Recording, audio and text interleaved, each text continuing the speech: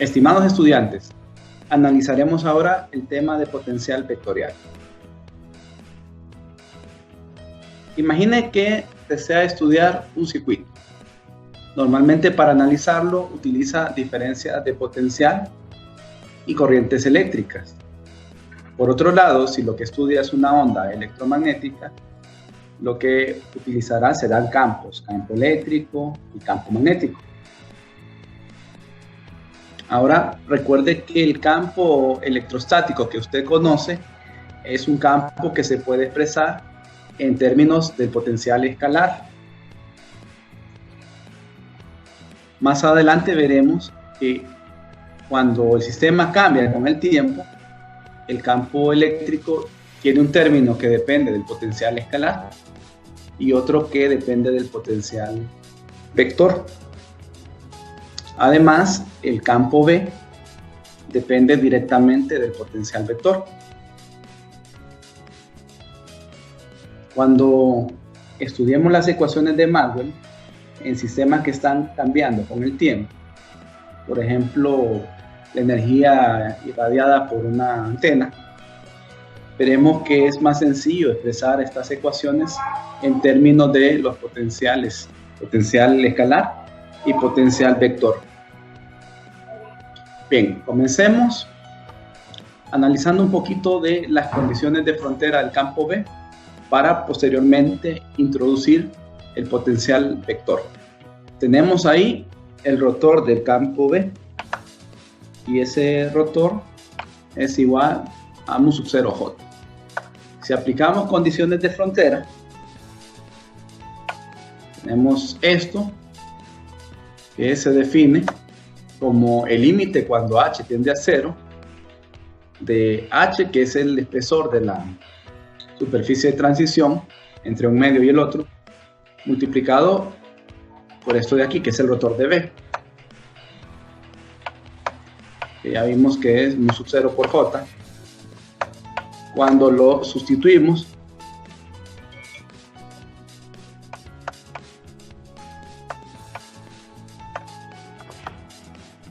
pues aplicamos el límite aquí de h multiplicado con j si h tiende a 0, y esto se convierte en una densidad de corriente superficial K y nos queda la ecuación en esta forma. Así, las componentes tangenciales restadas del campo B son igual a mu sub 0 K por el vector normal.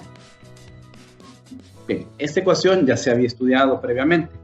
Ahora veamos la otra ecuación, que sería la divergencia del campo B, ya que para conocer un campo necesitamos conocer la divergencia y el rotor, que están asociadas a las fuentes del campo. Tenemos aquí la divergencia del campo B. Si sustituimos el campo B por su definición para una corriente filamental y posteriormente este vector unitario entre la magnitud de R cuadrado lo cambiamos como el gradiente de 1 sobre R. Recuerden que cambia de signo, por eso el menos aquí.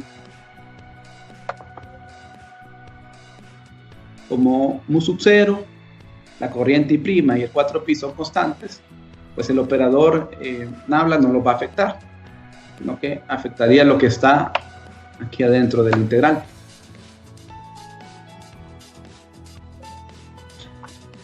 Aplicando el operador sobre estos dos términos, el resultado es esto que tenemos acá abajo. Bien. Resulta que este operador nabla, si trabajamos en coordenadas cartesianas, deriva con respecto a x, a y y a z. Y el diferencial de línea tiene que ver con coordenadas prima, con coordenadas donde está la fuente. Es decir, x', y', z'. Son coordenadas diferentes. Como son coordenadas diferentes, cuando aplicamos el rotor y por lo tanto estamos derivando, esas derivadas van a ser 0. Y este término va a desaparecer. Ahora estudiemos este caso de aquí. Tenemos el rotor. El rotor de un gradiente es una identidad nula. Como es una identidad nula, eso siempre va a ser 0. Así que la divergencia del campo B se vuelve 0.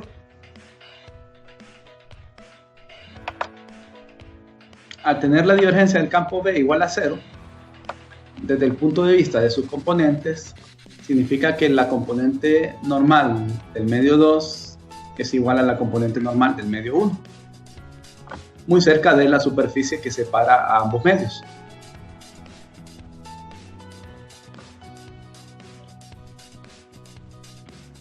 Antes de definir el potencial vector, vamos a profundizar un poquito más en esta ecuación que estoy marcando. Si integro sobre un volumen a ambos lados, pues vamos a tener este resultado de aquí. Ese 0 multiplicado por un volumen finito va a seguir siendo 0.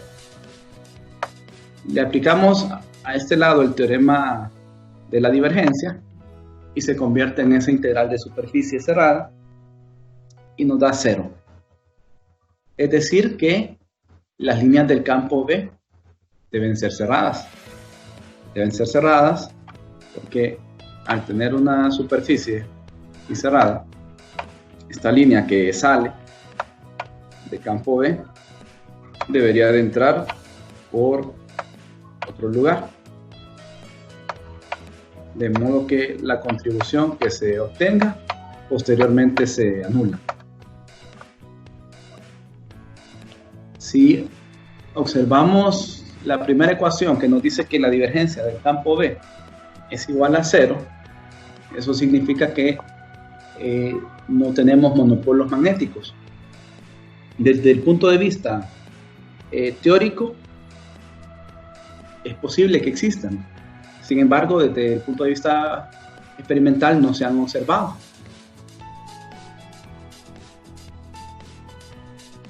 Divergencia del campo B igual a 0 y al se observan, pues la ecuación cambiaría.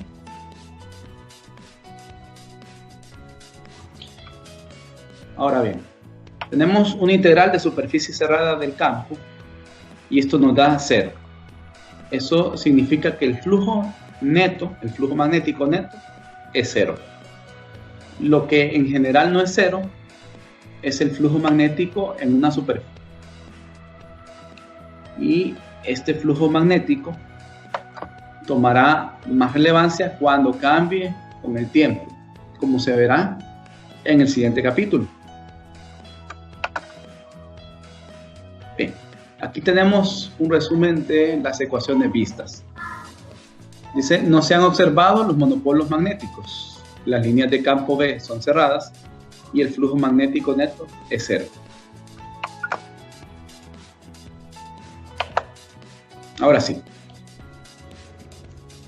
veamos la definición del potencial vector.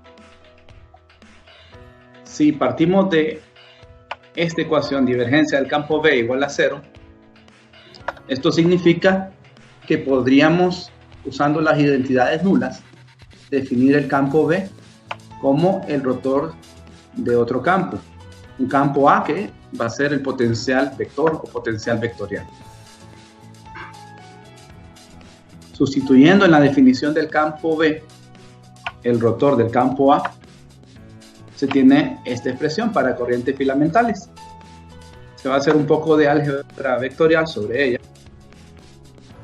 Tomemos esta parte de aquí, R unitario sobre R cuadrado, y aplicamos la identidad para convertirlo en el gradiente.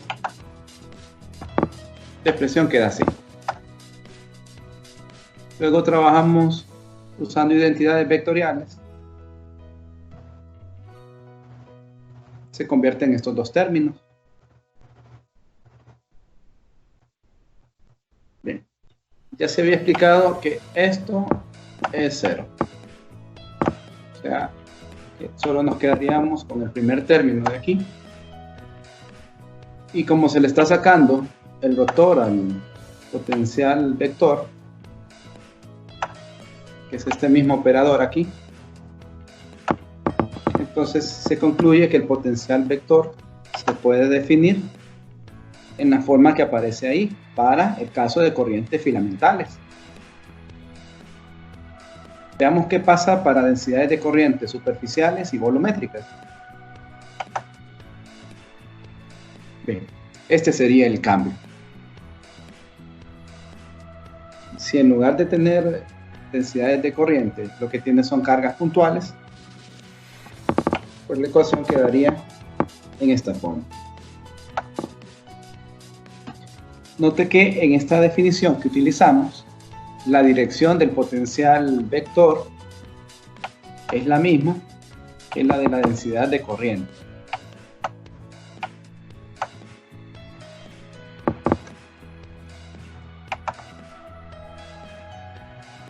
Vamos a hablar un poquito sobre las condiciones de frontera para el potencial vector. Para ello vamos a trabajar con la divergencia y con el rotor. Si le aplicamos divergencia a la definición previa que se dio para corrientes filamentales y se desarrolla este término, la expresión queda en esta forma.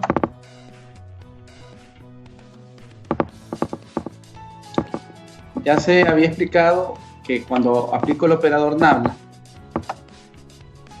sin primar, que es en las coordenadas X, Y y Z, sobre este vector diferencial de línea primado, son coordenadas distintas y al operar el resultado es 0.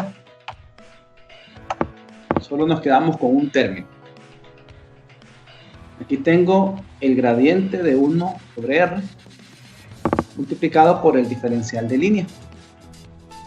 Esto de aquí es una identidad. Es la identidad del diferencial de U, donde U sería 1 sobre R.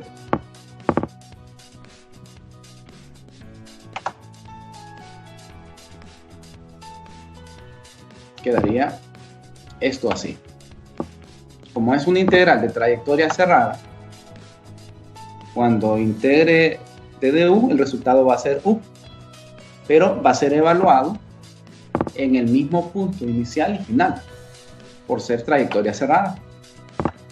Es decir, que el resultado es 0. Si la divergencia del potencial vector es 0, eso significaría que las componentes normales de dicho vector son continuas al pasar de un medio a otro. A esta definición se ha dado divergencia de A igual a 0. Normalmente se le conoce como la norma de Coulomb.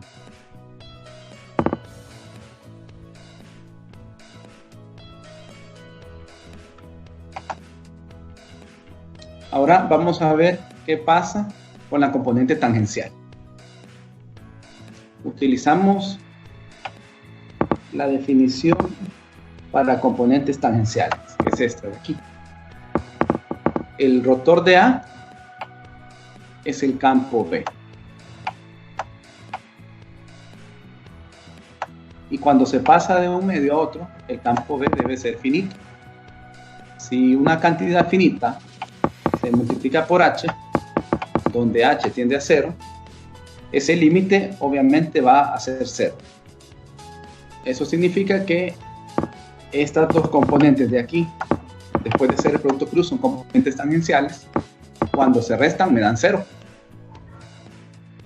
Es decir que las componentes tangenciales deberían ser iguales. Si tanto la componente tangencial como normal son continuas, eso significa que mi potencial vector es continuo al pasar de un medio a otro.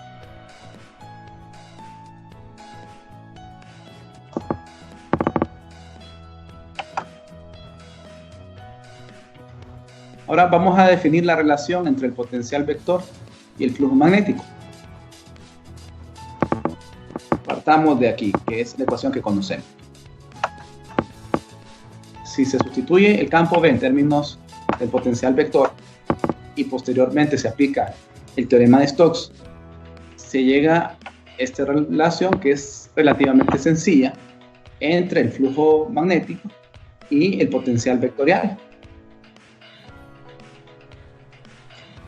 Resulta que en los casos en que fácilmente se puede determinar el flujo magnético, por ejemplo, debido a ciertas simetrías, es preferible utilizar esta ecuación que estamos observando, a las que se mostraron previamente, como por ejemplo esta de aquí para corrientes filamentales. A igual a nu sub 0 y prima sobre 4pi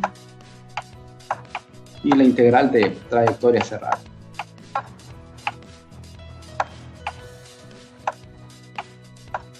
Del diferencial de línea sobre R.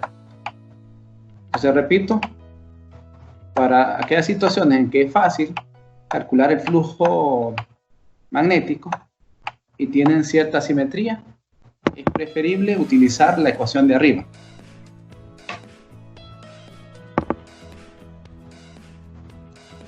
Para finalizar, vamos a estudiar el tema de cambio de norma. Resulta que todas las cantidades que en la física reciben el nombre de potenciales implican por lo general una cierta ambigüedad relacionada con su valor absoluto.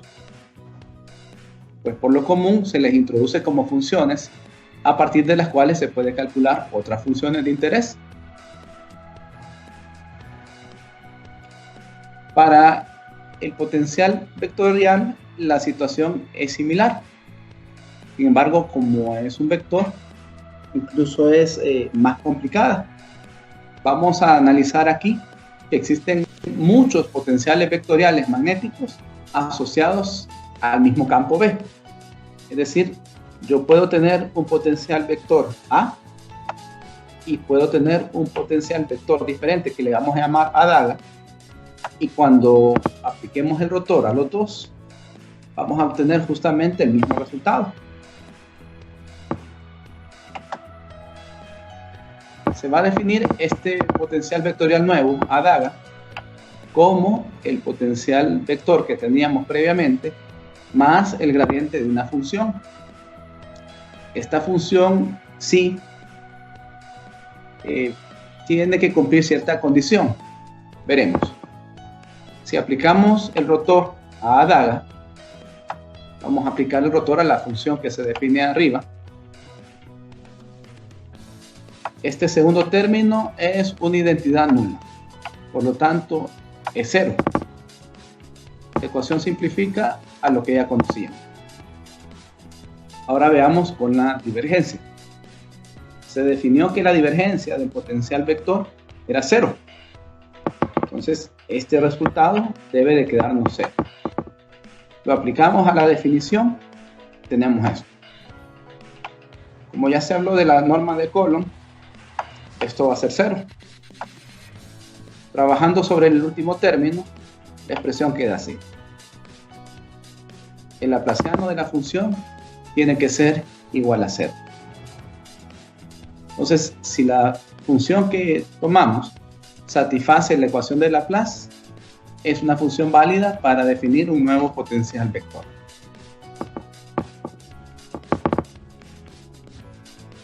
Muchas gracias por su atención.